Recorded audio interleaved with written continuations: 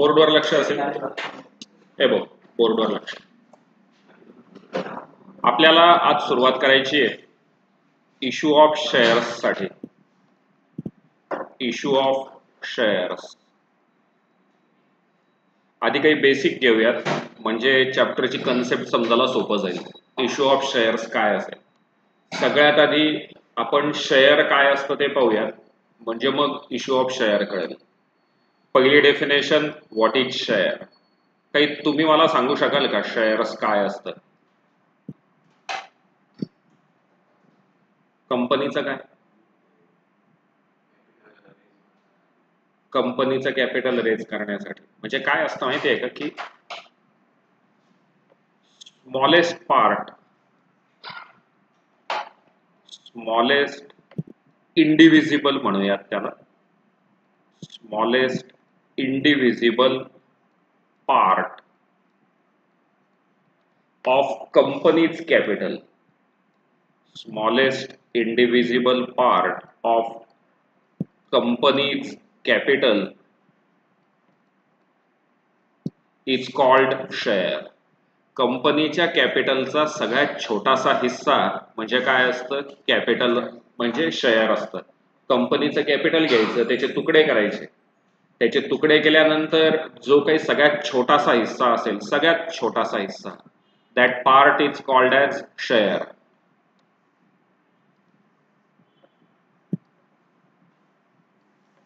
Suppose हे एक कंपनीचं कॅपिटल आहे, हे कंपनीचं कॅपिटल आहे.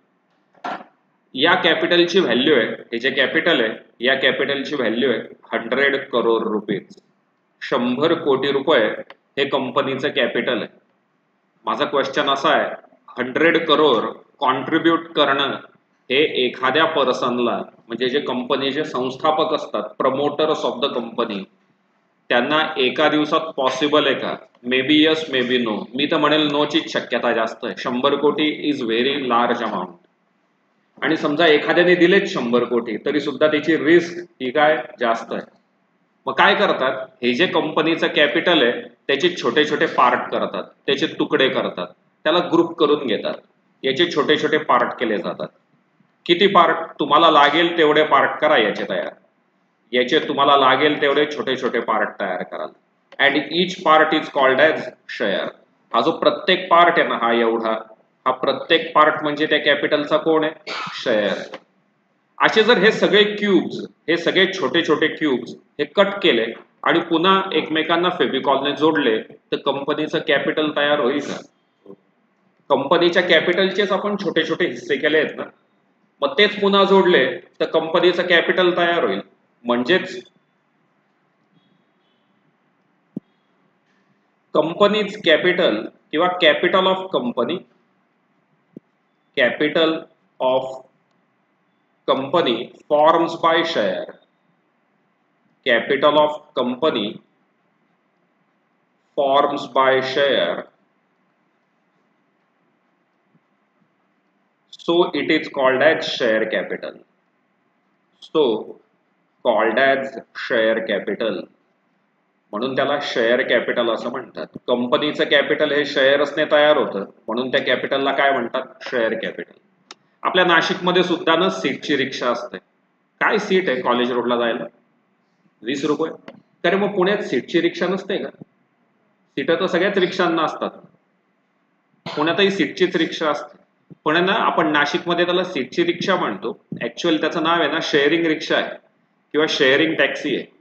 इतर शहरांमध्ये त्याला शेअरिंग म्हणतात, आपण नाशिकला त्याला सीट म्हणतो. सीटची रिक्षा 10 रुपये सीट, 20 रुपये सीट, सीट असतंच प्रत्येक रिक्षेला, पण ऍक्च्युअली ते शेअरिंग आहे. इथून BYK जायचंय तर एका रिक्षात किती जण बसवतात? आपण 4 जण 5 जण पकडूयात आणि 20 रुपये सीट आहे. म्हणजे एका शेअरचा, म्हणजे जे समजा ही रिक्षा आहे त्या रिक्षाचं हे मागचं सीट आहे, या सीटचे किती पार्ट करतात? आधी 4 आणि पुढे एक जण बसवतात इकडे ड्रायव्हर सीटचे शेजारी, हा ना. पण बेसिकली किती मागच्या साईडला किती? 4. म्हणजे 20 20 20 20 असे एकूण किती झाले? 80 रुपीज झाले. समजा मला एकट्याला कॉलेजला जायचंय एकट्यालाच, तर मला त्या रिक्षाचे एकूण किती रुपये द्यावे लागतील? किंवा 80 किंवा 100 म्हणूयात. पण जर समजा मला एकट्याला 100 रुपये देणं पॉसिबल नसेल, तर मग मी कसं गेलो पाहिजे? मी काय करून गेलो पाहिजे? मी शेअरिंग करून गेलो पाहिजे, बरोबर ना? मी जर शेअरिंग करून गेलो तर माझी लायबिलिटी, माझी रिस्क, माझं कॉन्ट्रीब्युशन काय होऊन जाईल? कमी होऊन जाईल, बरोबर? म्हणजे हा जो एक आहे, हा त्या रिक्षाचा काय? हा त्या रिक्षाचा आहे शेअर. मग असंच कंपनीच्या कॅपिटलचा एक हिस्सा, एक पार्ट म्हणजे काय असतो? शेअर असतो. इथपर्यंत कळालं? माझं एक पुढचं एक्झाम्पल लक्षात घ्या. रिक्षात बसताना तुम्ही जर आधी एकटेच असाल तर ठीक आहे, पण आधीच दोघं तिघं बसलेले असतील आणि तुम्ही जाणार असाल, तर आधी तुम्ही काय पाहतात? रिक्षा का आत कोण बसलंय ते. का बरं? मी तर तेच पाहतो, आधी आत कोण बसलंय आणि त्यांची साईज काय आधी मी ते चेक करतो. म्हणजे जर फुल साईज असतील तर मी बसणारच नाही, मी त्याला सांगेल हो मी दुसऱ्या रिक्षाने चाललो. कारण मग काय होतं, एक पुढे एक मागे, मग त्याच्यात गडबड होऊन जाते. आणि कट साईज असतील तर कट साईज मध्ये काही प्रॉब्लेम नसतो, मग बसायला त्रास नाही होत. आधीच 2 जण फुल साईज आहेत आणि आणखीन एक तिसरा फुल साईज शिरायचा म्हटला तर चौथ्याला तर जागाच उरत नाही तिथे, मग त्याला कसं तरी पुढे मागे बसून जावं लागतं, बरोबर ना? समजा एक आणखीन एक्झाम्पल आहे, एक एक्झाम्पल आहे, म्हणजे खरे कितीही फुल साईज किंवा कट साईज असला तरी मागच्या जागेत म्हणजे मागच्या बाजूला तो रिक्षावाला किती लोक भरतो? 4च, बरोबर? आता माझं पुढचं एक्झाम्पल नीट समजावून घ्या. समजा अगदीच एक कट साईज मध्ये पण कट साईज आहे, असतात तब्येतीने काही काडी असतात, एकदमच कृश असतात, काडी पैलवान म्हणूयात. ते काडी पैलवान आहेत ना, हे जे एक सीट आहे ना, हे जे एक सीट आहे, त्यांचं म्हणणं आहे की आम्ही अर्ध्या जागेत बसून जातो म्हणे. अर्ध्या जागेत माझा मित्र बसेल, अर्ध्या जागेत दुसरा बसेल, आम्ही 10-10 रुपये देऊ, तुम्ही इकडे 3 जण बसवा. तो रिक्षावाला ऐकेल का? नाही. म्हणजे तुमच्या काय लक्षात आलं? हा जो शेअर असतो हा कसा असतो? स्मॉलेस्ट इंडिव्हिजिबल पार्ट असतो. शेअर कसा असतो? कसा पार्ट असतो? स्मॉलेस्ट. बरं, तो डिव्हिजिबल असतो का इंडिव्हिजिबल असतो? इंडिव्हिजिबल. डिव्हिजिबल तुकडे करता येणारा आणि इंडिव्हिजिबल त्याचे पार्ट नाही होऊ शकत. हा जो शेअर होता, या शेअरचे परत 2 छोटे हिस्से होऊ शकतात का? मी काय एक्झाम्पल सांगितलं तुम्हाला आता? तुम्ही रिक्षाने चाललाय, मागच्या साईडला 4 जण बसवतात, बरोबर ना? आता समजा 2 अगदीच बारकेत, एकदमच बारकेत, अगदीच बारकेत, आणि ते म्हणाले की आम्ही एका सीटवर 2 जण ऍडजस्ट होऊन जाऊ, आमच्याकडनं 10-10 रुपये घ्या. तर तो रिक्षावाला ऐकेल का? नाही ना. ऐकेल का तो? नाही. म्हणजे एका शेअरचे परत 2 छोटे हिस्से होऊ शकतात का? नाही. म्हणजे शेअर हा कसा असतो? स्मॉलेस्ट पार्ट तर असतोच, प्लस तो कसा असतो? इंडिव्हिजिबल पण असतो. म्हणजे पुन्हा त्याचे छोटे तुकडे नाही होऊ शकत, हे लक्षात घ्या. म्हणजे तुम्हाला एखाद्या कंपनीचा शेअर परचेस करायचा आहे तर तुम्हाला किती शेअर परचेस करता येईल? मिनिमम 1, अर्धा, पाऊंड, 75%, 0.85 नाही. मिनिमम किती शेअर घ्यावा लागेल? 1 शेअरच घ्यावा लागेल. मग असे जे कंपनीचे जे शेअर्स आहेत, त्या शेअर पासून कंपनीचं कॅपिटल तयार होतं. So that capital is called as share capital. हे कळालं? आता 100 कोटी रुपयाचे समजा मी 10 करोड पार्ट्स केले. हे जे 100 कोटी होते याचे किती पार्ट्स केले? 10 करोड. तर मला विचार करून सांगाल, हे जे 10 करोड पार्ट्स आहेत, एका पार्टची प्राइस किती असेल? याचे किती पार्ट्स केलेत? 10 करोड. तर एका पार्टची प्राइस किती असेल? 10 रुपये येईल का? हे टोटल कॅपिटल किती रुपयाचं आहे? 100 कोटी रुपयाचं. 100 कोटीचे छोटे छोटे किती पार्ट केले? 10 कोटी. म्हणजे एका पार्टची प्राइस किती आली? 10 रुपये आली का? That is value of share. मग 10 करोडला 10 ने मल्टिप्लाय केलं की ऑटोमॅटिकली 100 करोड तयार होईल का? हो ना? थोडक्यात कंपनीच्या कॅपिटलचे छोटे छोटे पार्ट केले जातात. Each part is called as share. आणि त्या शेअर पासून कंपनीचं कॅपिटल तयार होतं. So that capital is called as share capital. काही डाऊट? परफेक्टली नाही? पुढे next part, types of share. Actually हे सगळं एसपी मध्ये झालेलं असेल किंवा ह्या वर्षी होईल तुमचं. एसपीचं पहिलंच चॅप्टर आहे, त्या पहिल्या चॅप्टर मध्ये हे सगळं इन डिटेल मध्ये येणार आहे. एसपीच्या पहिल्या चॅप्टरला शेअर्सचे टाईप कुठले कुठले असतात. तर शेअरचे प्रमुख 2 टाईप आहेत. पहिला टाईप आहे प्रेफरन्स शेअर.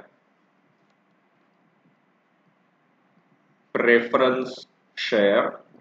आणि सेकंड टाईप आहे इक्विटी शेअर.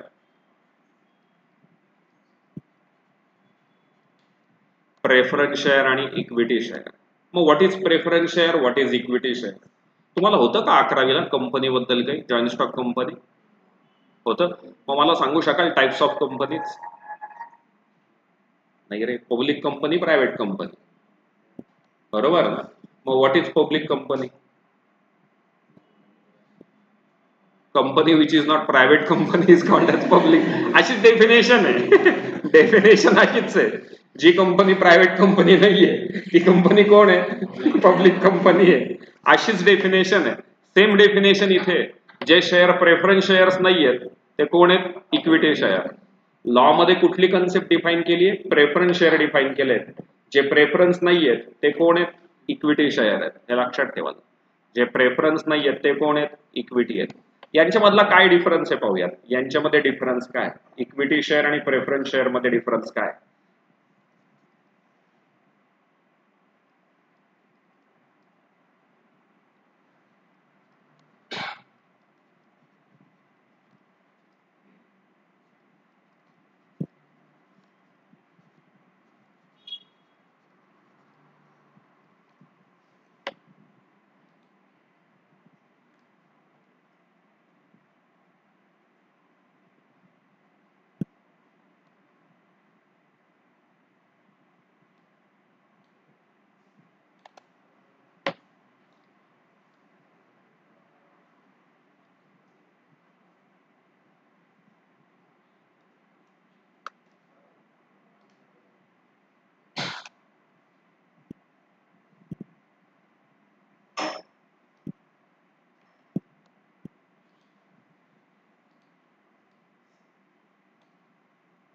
पहिला पॉइंट काय यांच्यातला? पहिला पॉइंट आहे ओनरशिप किंवा आधी डिव्हिडंड घेऊयात. What is dividend? मला सांगू शकाल का तुम्ही डिव्हिडंड काय असतो? मागच्या वर्षी स्टडी केलाय आपण. म्हणजे share of profit is called as dividend. कंपनीला जो वर्षभरात प्रॉफिट होतो कंपनी काय करते? तो सगळ्या त्यांच्या शेअर होल्डर्स मध्ये डिस्ट्रीब्यूट करते. तो जो डिस्ट्रीब्युटेबल प्रॉफिट आहे that is called as dividend. बरोबर आहे. मग आता डिव्हिडंड प्रेफरन्स शेअर आणि इक्विटी शेअरच्या बाबतीत कोण आहे? हा मेहुल या शेजारच्या अल्लाबाई इकडे यांना प्रेफरन्शियल पेमेंट आहे. हे जे आहेत प्रेफरन्स शेअर यांना पेमेंट कसं मिळतं? प्रेफरन्शियल पेमेंट आहे. आणि यांना आफ्टर प्रेफरन्स शेअर होल्डर आहे किंवा आफ्टर प्रेफरन्स डिव्हिडंड आहे. आफ्टर प्रेफरन्स डिव्हिडंड म्हणजे समजा पार्टी करायची वेळ आली तर सगळ्यात आधी पार्टी कोणाला मिळेल? प्रेफरन्स शेअर होल्डर वाल्यांना. आणि मग पैसे उरले तर कोणाला मिळतील? इक्विटी वाल्यांना. राहील लक्षात? सगळ्यात आधी पैसे मिळतील प्रेफरन्स वाल्यांना, त्यांच्या नावातच प्रेफरन्स आहे. आणि मग पैसे उरले तर ते कोणाला मिळतील? इक्विटी वाल्यांना मिळतील. आता कंपनी जर डिझॉल्व्ह झाली, कंपनी लिक्विडेट झाली, बंद झाली, तर कंपनी लिक्विडेट कशी करणार? सगळ्या ऍसेट सेल आउट करणार, जे काही पैसे येतील त्याच्यातून लायबिलिटी पे करणार आणि उरलेले पैसे शेअर होल्डर मध्ये डिस्ट्रीब्यूट करणार. तर मग या पण केसमध्ये सगळ्यात आधी पैसे कोणाला मिळतात? प्रेफरन्स वाल्यांना. आणि मग उरले तर इक्विटी वाल्यांना. हे लक्षात ठेवा. म्हणून त्यांचं नाव आहे प्रेफरन्स शेअर. त्यांना प्रेफरन्स हा शब्द का बरं आहे? तर त्यांना सर्व ठिकाणी प्रेफरन्स मिळालेला आहे. डिव्हिडंडच्या बाबत पण प्रेफरन्स आहे, कॅपिटल रिटर्न करण्याच्या बाबत पण त्यांना प्रेफरन्स आहे. सर्व ठिकाणी त्यांना प्राधान्य आहे. सगळ्यात आधी पैसे त्यांनाच मिळतात आणि मग उरले तर ते कोणाला मिळतात? इक्विटी वाल्यांना. Number 2, payment at liquidation of company. Company liquidate होताना काय तर पहिल्यांदा पैसे कोणाला मिळतात? प्रेफरन्स वाल्यांना. आणि मग यांना पेमेंट कसं आहे? प्रेफरन्शियल पेमेंट आहे. आणि यांना नंतर आहे आफ्टर प्रेफरन्स शेअर कॅपिटल. यांना नंतर. बरोबर. पण सगळ्यात पुढचा बेनिफिट आता व्होटिंग राईट्स. Voting rights. अरे तुम्ही तुमच्या घराचे शेअर होल्डर आहात का? एका वेगळ्या अर्थात तुमच्या घरातला एक हिस्सा तुमच्या नावाचा आहे का नाही? तुम्ही सदस्य कंपनीचे आहात का नाही? येस. तुमच्या घरात पण काही ठराव होतात का? रिझोल्युशन, ह्या वर्षी गावाला जायचंय, जायचं का नाही, हो का नाही सांगा. मतदान घेतात का आई वडील? काही जण हसलेत.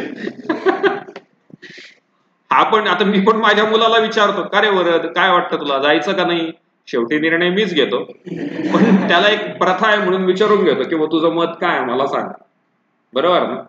कंपनी कोणाच्या बापाची असते? प्रेफरन्स शेअर होल्डरच्या का डायरेक्टर लोकांच्या? शेअर होल्डरच्या. मागच्या वर्षी स्टडी केलंय तुम्ही. पण huge number of share holder असल्यामुळे सगळ्यांना कंपनी मॅनेज करणं शक्य नसतं, म्हणून they elect representative from them. बरोबर ना? ते त्यांच्यामधून प्रतिनिधीची नेमणूक करतात as a director to manage the company. म्हणजे सगळे डेली वर्क, सगळं डेली वर्क कोण मॅनेज करत असतं? डायरेक्टर. पण ऍक्च्युअल कंपनीचे ओनर कोण असतात? डायरेक्टर का शेअर होल्डर? मग मॅनेजमेंट म्हणजे डायरेक्टर परस्पर कुठला पण निर्णय घेऊ शकतील का? नाही. त्यांना शेअर होल्डरला विचारावं लागतं हे करायचं का नाही करायचं. For that purpose, for each and everything त्यांना एक रिझोल्युशन पास करावं लागतं. रिझोल्युशन म्हणजे ठराव. मराठीत नाही का ठरलंय का? ठरलंय का पासून शब्द काय आला? ठराव. जे ठरलंय ते ज्याच्यात लिहून ठेवतात त्याला म्हणतात ठराव. जे रिझॉल्व्ह झालंय त्याच्यापासून शब्द आला रिझोल्युशन. रिझोल्युशन हे घ्यावंच लागतं. जर आणि मग त्याच्यात शेअर होल्डरचं मीटिंग होते, वोटिंग होतं. तुमच्या घरातही कधी कधी होत असेल, लोकशाहीचा अवलंब केला जात असेल छोट्या छोट्या गोष्टींच्या बाबत. मेजॉरिटी हो म्हणाली तर गोष्ट हो होईल, मेजॉरिटी नाही म्हणाली तर नाही होईल. बरोबर. आता तुमचं अजून 18 पूर्ण झालं नाही म्हणून, पण 18 पूर्ण झाल्यानंतर तुम्हाला पण वोटिंग राईट्स मिळतील. वोटिंग राईट्स कोणाला मिळतील? बांगलादेशींना का तुम्हाला? का बरं तुम्हाला? Because you are members of the country. तुम्ही देशाचे कोण आहेत? सदस्य आहेत, मेंबर आहेत, म्हणून तुम्हाला वोटिंग राईट्स आहेत आणि म्हणून तुम्हाला सिटीझन असं म्हणतात. मग वोटिंग राईट्स हे कंपनीमध्ये पण असतील का नसतील? असतील ना. मग हे जे प्रेफरन्स शेअर होल्डर आहेत यांना वोटिंग राईट नसतात आणि यांना वोटिंग राईट्स असतात. जे इक्विटी शेअर आहेत त्यांना वोटिंग राईट आहेत आणि जे प्रेफरन्स शेअर आहेत त्यांना वोटिंग राईट नाही आहेत, हे लक्षात ठेवा. मतदानाचा अधिकार हा फक्त आणि फक्त कोणाला प्राप्त? इक्विटी वाल्यांना. वोटिंग वाल्या प्रेफरन्स वाल्यांना मतदानाचा अधिकार प्राप्त नाहीये. मित्र आणि मैत्रिणींनो, एक लक्षात ठेवा, कंपनीमध्ये ना हे प्रिन्सिपल आहे, 1 शेअर 1 व्होट.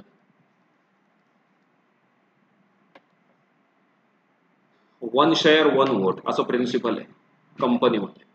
1 शेअर 1 व्होट म्हणजे तुमच्याकडे 10 शेअर आहेत तर तुम्ही किती वेळा मतदान करू शकता? 10 वेळा. आपण नाही का तुमचे आई वडील जातील मतदानाला, बटन किती वेळा प्रेस करायचं? एकदाच ना, दोनदा तीनदा नाही ना. पण समजा कंपनीचं आहे वोटिंग आणि तुमच्याकडे 50 शेअर आहेत तर तुम्ही बटन किती वेळा प्रेस करू शकतात? तुम्ही 50 वेळा मतदान करू शकता. माझ्याकडे ना रिलायन्स कंपनीचा 1 शेअर आहे. मी पण रिलायन्सचा मालक आहे का? हो, मी पण रिलायन्सचा मालक आहे का? Equity share holder are owner of the company ना. तुम्ही मागच्या वर्षी शिकला असाल, जे शेअर होल्डर असतात ते कंपनीचे कोण असतात? ओनर. मी आता थोड्या वेळापूर्वी तेच सांगितलं तुम्हाला. तुमच्या घरामध्ये जर काही चर्चा चालू असल्या आणि जर शेजारच्या मावशी येऊन जर म्हणाल्या नाही नाही असं नाही करायचं, तर आई काय म्हणेल, ए बाई तू तुझ्या घरात पाय, माझ्या घरातलं मी पाहते. बरोबर ना. मतदानात चर्चेमध्ये भाग घेण्याचा अधिकार कोणाला आहे? ओनर्सला का अदरला? ओनर्सला ना. ओनर्सला मतदानात. मग जर मला वोटिंग राईट आहे तर मी पण माझं म्हणणं मांडू शकतो का? नाही. मी यस पण म्हणू शकतो आणि नो पण. पण मग रिलायन्स कंपनीत मुकेश अंबानीच का बरं मेन राहतात? बिकॉज त्यांच्याकडे नंबर ऑफ शेअर सगळ्यांपेक्षा जास्त आहे. त्यांचं जे शेअर होल्डिंग आहे ते मोर दॅन 50% आहे. 50% जास्त शेअर कोणाच्या ताब्यात आहेत? अंबानींच्या. म्हणजे जर रिझोल्युशन घ्यायची वेळ आली, वोटिंग घ्यायची वेळ आली, तर सगळ्यात जास्त मतं कोणाच्या साईडला पडतील? अंबानींच्याच. अंबानींकडे जर 70% शेअर आहेत तर ते स्वतःलाच किती मतदान करू शकतात? 70%. तेच जिंकणार ना प्रत्येक वेळी. परंतु असं नाहीये, मी पण कंपनीचा ओनर आहे, लक्षात राहू द्या. फक्त माझ्याकडे वोटिंग पॉवर कमी आहे म्हणून मला तिथे से नाहीये काही, म्हणजे मला माझं म्हणण्याचा अधिकार उरत नाही. अंबानींकडे 50% पेक्षा जास्त शेअर आहेत म्हणून त्यांना खूप मोठा से आहे, हे लक्षात राहू द्या. थोडक्यात कंपनीचे मालक कोण आहेत? Equity share holder. Preference share holder हे पार्टली ओनर आहेत, पार्टली क्रेडिटर आहेत. पार्टली ओनर आणि पार्टली क्रेडिटर म्हणजे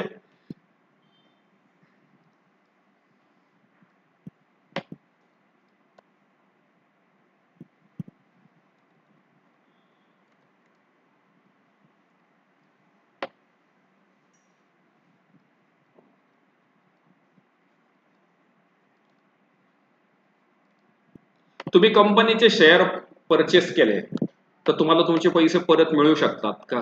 येस. इकडे तुम्हाला तुमचे पैसे परत मिळतात. जे प्रेफरन्स शेअर्स असतात त्याचे पैसे ठराविक मुदतीनंतर, 10 वर्षानंतर, 15 वर्षानंतर, 20 वर्षानंतर, जी टर्म ठरलेली असते तितक्या पिरियड नंतर हे जे प्रेफरन्स शेअर्सचे जे पैसे आहेत ते कंपनी रिटर्न करते. पण हे नो. हे कसं कॅपिटल असतं?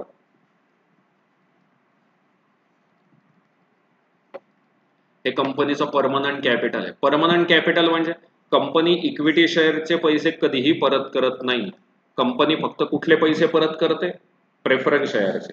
तुम्ही इक्विटी शेअर दुसऱ्याला विकू शकतात पण कंपनीकडे तुम्ही पैसे मागायला नाही जाऊ शकत. शेअर मार्केटमध्ये ज्या शेअरचा परचेस सेल चालतो ते सगळे इक्विटी शेअर असतात, लक्षात राहतात. चला पुन्हा एकदा पहिल्यापासून काय काय लर्न केलं आपण, म्हणजे एक लिंक लागेल.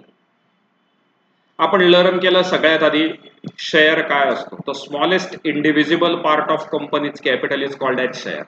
काय करतात? कंपनीचं कॅपिटल हे खूप ह्यूज, लार्ज, प्रचंड मोठं असतं आणि ते एका माणसाला देणं शक्य नसतं. म्हणून मग त्या कॅपिटलचे छोटे छोटे पार्ट करतात आणि त्या प्रत्येक पार्टला शेअर असं म्हणतात. प्रत्येक पार्टची प्राइस ही फिक्स असते. प्रत्येक शेअरची प्राइस ही फिक्स असते. जसं इथे बाजूला एक्झाम्पल दिलंय त्याच्यात प्रत्येक पार्टची प्राइस किती आहे? 10 रुपये. बरोबर.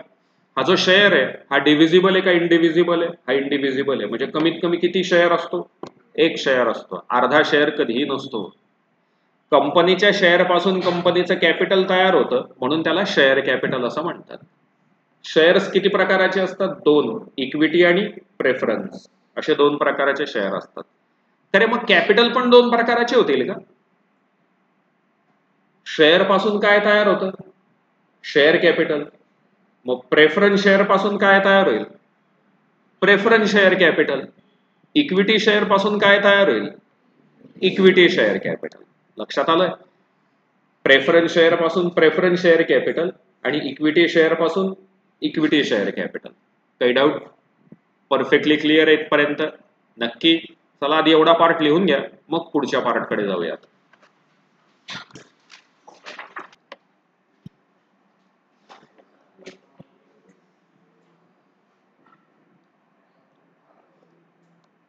मागच्या वर्षी कंपनी फॉर्म कशी करतात त्याच्याबद्दल काही होतं का? कशी फॉर्म करतात सांगा.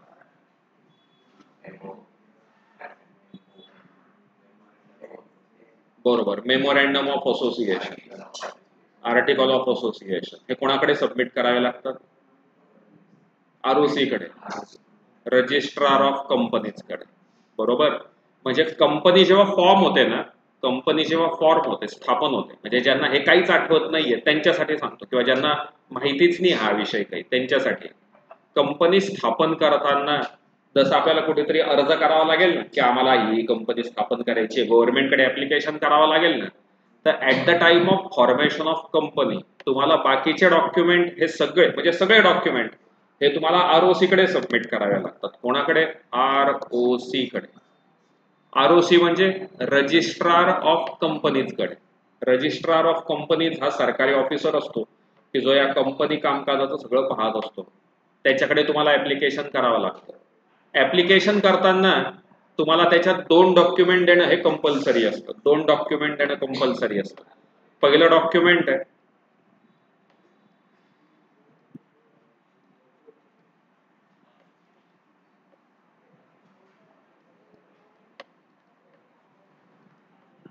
मेमोरँडम ऑफ असोसिएशन आणि दुसरं डॉक्युमेंट आहे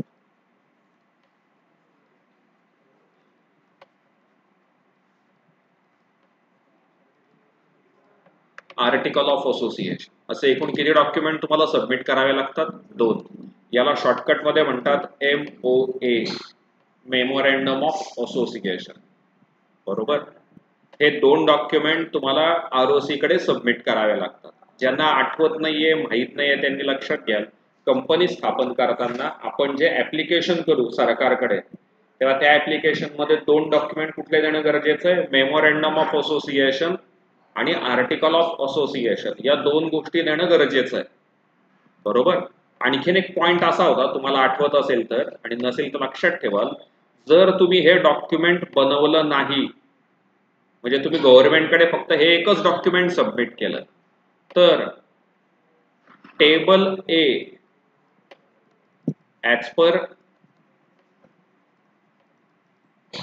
कंपनीज ऍक्ट हे ऑटोमॅटिकली ऍप्लिकेबल होईल, हे लक्षात ठेवाल. टेबल ए काय भानगड आहे? तुमच्या पुस्तकाच्या मागे अनेक्झर दिलेले असतात का? अनेक्झर म्हणजे वेगवेगळ्या प्रकारचे तक्ते पुस्तकाच्या शेवटी दिलेले असतात. तसे कंपनी ऍक्ट मध्ये काही ऑलरेडी अनेक्झर्स बनवून दिले, फॉर्मॅट बनवून दिलेले आहेत. मग तुम्ही जर आर्टिकल ऑफ असोसिएशन बनवलं नाही तर तुम्हाला डायरेक्ट काय ऍप्लिकेबल होतं? टेबल आहे. तुमच्यापैकी ज्यांचं मराठी असेल त्यांच्यासाठी सांगतो, याला मराठीत म्हणतात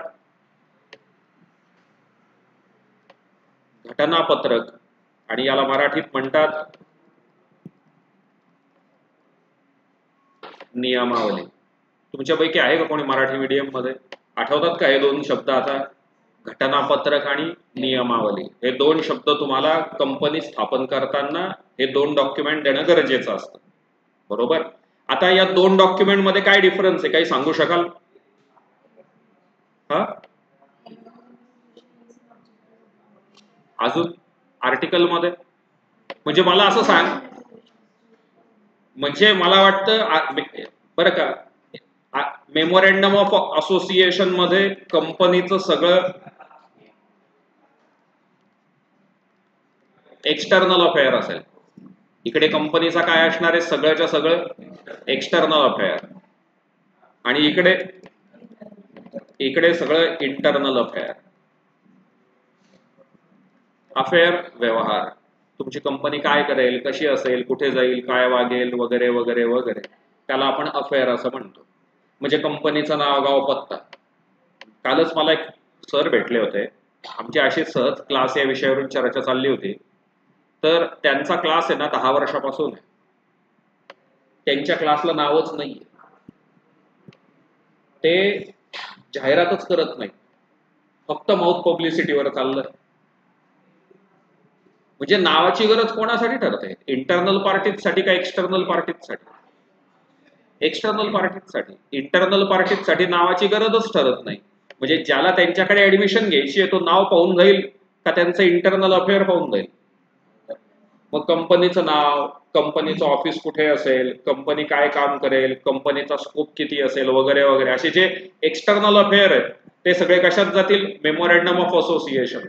आणि इंटरनल अफेअर म्हणजे उदाहरणार्थ आपल्या क्लासचे नियम, क्लासला आलेला विद्यार्थी किती वाजता येईल, तो कुठे वागेल, कसा वागेल, पार्किंग मध्ये थांबेल का नाही, मोबाईलचा वापर कसा करेल, तुमच्यासाठीचे नियम, माझ्या स्टाफच्या बाबतचे नियम, हे एक्सटर्नल अफेअर झालं का इंटरनल अफेअर झालं? मग त्या सगळ्या माहिती कशात सापडतात? Article of association. असे एकूण किती डॉक्युमेंट असतात? 2. मेमोरँडम आणि आर्टिकल. मराठीत त्याला घटनापत्रक आणि नियमावली म्हणतात. मग आता तुम्ही मला सांगू शकाल का मेमोरँडम मध्ये काय काय येतं? मेमोरँडम मध्ये ना वेगवेगळे क्लॉज असतात, तुम्हाला आठवत असेल तर. याच्यामध्ये पहिला क्लॉज असतो, एक असतो objective clause, name clause, capital clause पण असतो. आठवतं का? मराठीत त्याला काय म्हणतात मला नाही आठवत, पण तुमचे जे मराठी माध्यमवाले आहेत तुम्हाला हे आठवत असेल की मेमोरँडम मध्ये कंपनी कशासाठी स्थापन झाली आहे त्याची माहिती द्यावी लागते, कंपनीचं नाव काय असेल त्याची माहिती द्यावी लागते, कंपनीचं कॅपिटल किती आहे त्याची माहिती द्यावी लागते.